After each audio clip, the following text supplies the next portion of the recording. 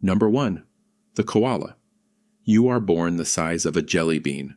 Blind, hairless, and already exhausted, you crawl from the warmth of your mother's body into her pouch, and you do not leave for 6 months. The world outside is eucalyptus and heat and noise, and you want no part of it. You stay in the pouch. You sleep. When you finally emerge, blinking into the Australian sun, you are small and gray and already committed to a lifestyle that most creatures would find clinically concerning. You climb onto your mother's back and you ride. You do not walk. You do not run. You ride because walking is a choice and you have chosen not to make it. Your diet is eucalyptus leaves. Specifically, you eat the leaves that are most toxic to other animals. You have evolved a liver that can detoxify poison, which sounds impressive until you learn the cost. Digesting eucalyptus takes so much energy that you have almost none left for anything else. So you sleep. You sleep 18 to 22 hours a day. You wedge yourself into the fork of a tree, lock your claws around the branch, and you are gone. You are not resting. You are not napping. You are in a state of such profound metabolic conservation that your body temperature drops and your heart rate slows, and you are, for all practical purposes, a warm gray ornament hanging in a gum tree. When you wake, you eat. Slowly. You chew eucalyptus with the energy of someone who resents being awake. Then you sleep again. This is your entire life. You do not migrate. You do not explore. You have a home range of a few trees and you are completely satisfied with this. You live for 10 to 15 years in the wild, wedged in your trees, are surviving on poison, sleeping through everything. When humans see you, they say you look relaxed. They are not wrong. Number 2. The sloth. You are born in the canopy, and you will die in the canopy, and in between those two events, you will move so slowly that the world will occasionally forget you exist. You are a 3-toed sloth. You hang upside down from a branch using curved claws that were designed by evolution specifically for the purpose of requiring zero muscular effort to maintain their grip. You do not hold on, you simply hang. Your muscles relax and the shape of your claws keeps you in place. You can hang from a branch after you die. This is a real thing that happens. You sleep 15 to 20 hours a day. When you are awake, you eat leaves. You move through the canopy at a speed that a determined garden snail could match on a good day.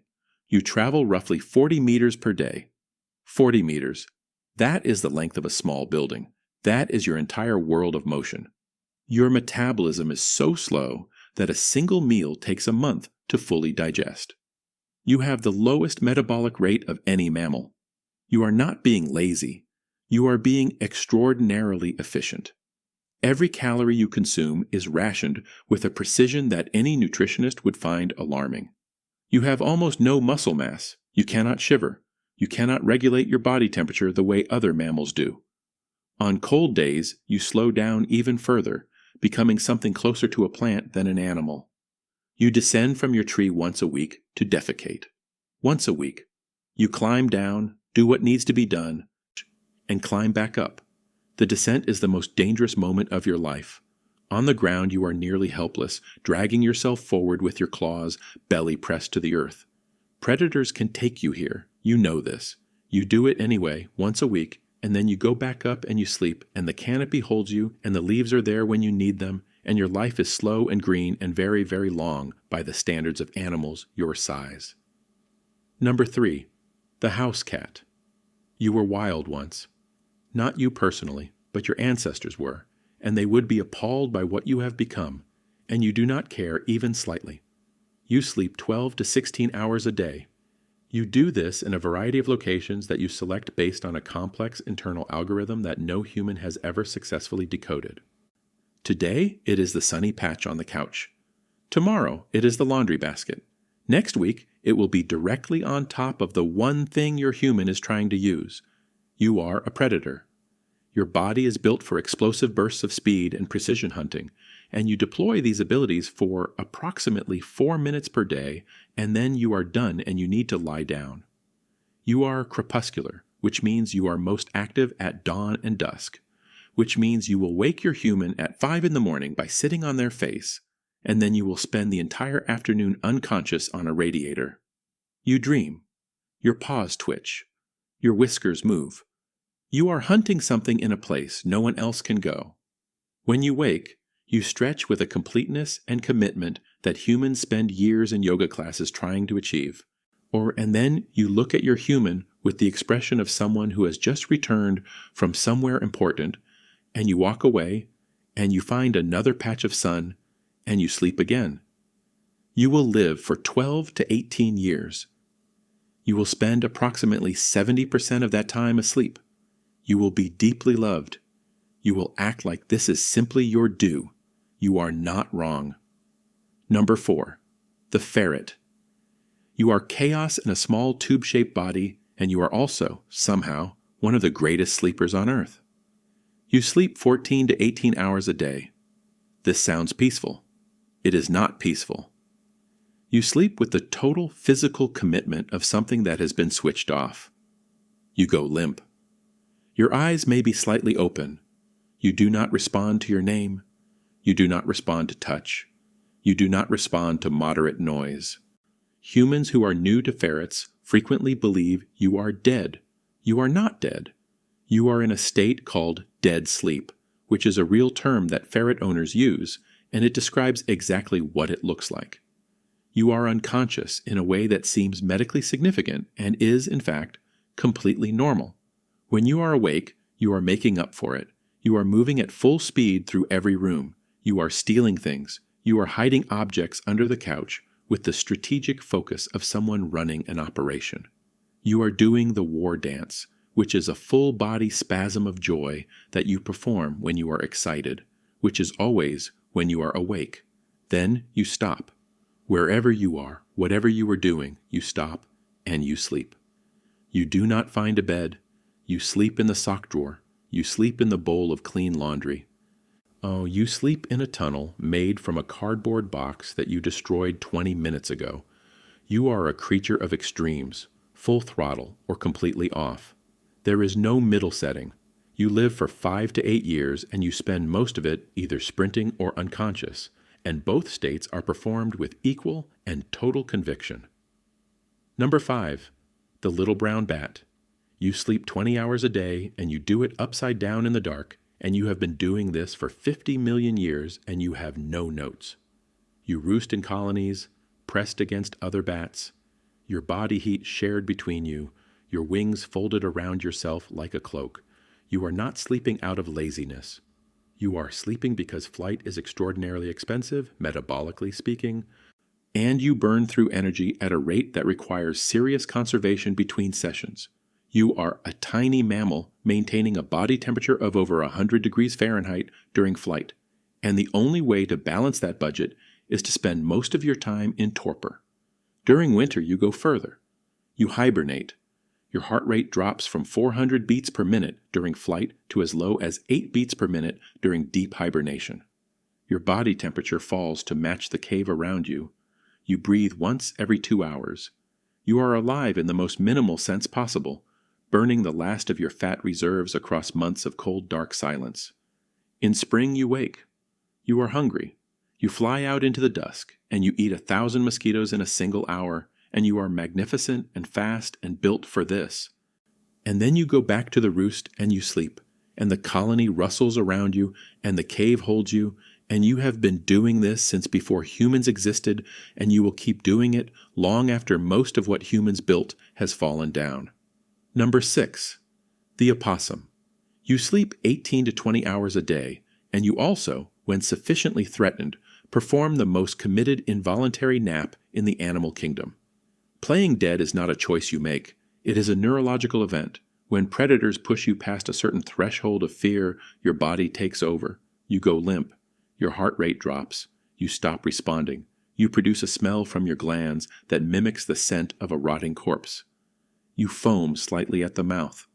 You are, by every external measure, a dead opossum, and most predators want nothing to do with a dead opossum. And so they leave, and eventually your nervous system reboots and you get up and you walk away. You did not plan this, you did not decide to do it. It simply happened, and it saved your life, and you have no memory of it. Your actual sleep is less dramatic. You curl up in a den, which might be a hollow log or a burrow you have borrowed from another animal or a space under a human's porch, and you sleep through the day and emerge at night. You are not picky about what you eat. You are not picky about where you sleep. You are a generalist in a world that rewards generalists, and you have been here in roughly this form for 70 million years, which means you watched the dinosaurs go and kept going yourself, which is perhaps the most impressive thing any professional napper has ever done. Number 7. The python. You are not warm. You are the temperature of the room you are in. You are a Burmese python, and you have just eaten something the size of a small deer, and you are going to sleep for a month. You do not need to eat often. You do not need to do much of anything often. Your metabolism at rest is so low that a single large meal can sustain you for weeks or months depending on conditions. After feeding, your digestive system, which has been essentially dormant, activates rapidly, and your organs grow. Your intestines double in mass. Your heart enlarges. Your liver expands. You are running a full physiological renovation project from the inside, and it requires everything you have, and so you find a warm place, and you coil yourself into a shape that minimizes heat loss, and you sleep while your body does its work. You breathe slowly. You do not move unless something disturbs you. From the outside, you look like a very large rope that someone has left on the ground. From the inside, you are running a complex biological operation that would exhaust most mammals to contemplate. You can live for 25 years or more. You will spend most of that time still. Not sad, not bored. Still, in the way that a stone is still, in the way that deep water is still, present and unhurried, and completely at ease with the pace of your own existence. Number 8. The Dormouse. You are tiny. You weigh less than a golf ball. You have enormous eyes and a fluffy tail, and you are, for approximately 6 months of the year, completely unconscious. You hibernate from October to April, or sometimes longer. You eat voraciously through late summer, doubling your body weight in preparation. And then you curl into a ball in a nest of woven grass and leaves, and you go somewhere else entirely. Your heart beats twice per minute. Your body temperature falls to just above freezing. You are burning almost nothing. You are surviving winter on stored fat alone, and you are doing it so efficiently that when spring arrives and you wake, you are thin but alive, and you eat again, and by summer you are fat again, and by autumn you are ready to disappear again. You live for 5 years, which is unusually long for a mammal your size, and scientists believe your hibernation is part of why. You are spending half your life outside of time, and it is keeping you young. When you are awake, you are quick and bright-eyed, and you move through hedgerows with speed and purpose, and you eat everything you can find. And then summer ends, and the nights get cold, and you feel it in your body before you feel it in your mind, and you build your nest, and you curl up, and you close your eyes, and the world goes on without you for 6 months, and you do not miss a single thing. You were a koala in a eucalyptus tree. You were a sloth hanging in the canopy. You were a cat in a patch of sun. You were a ferret, dead asleep in a sock drawer. You were a bat in the dark, your heart barely beating. You were an opossum who survived by going somewhere no one could follow. You were a python, still and warm and full. You were a dormouse, curled in a nest, outside of time. Every one of you found the same answer by a different route. Rest is not failure. Rest is the strategy. Sleep well.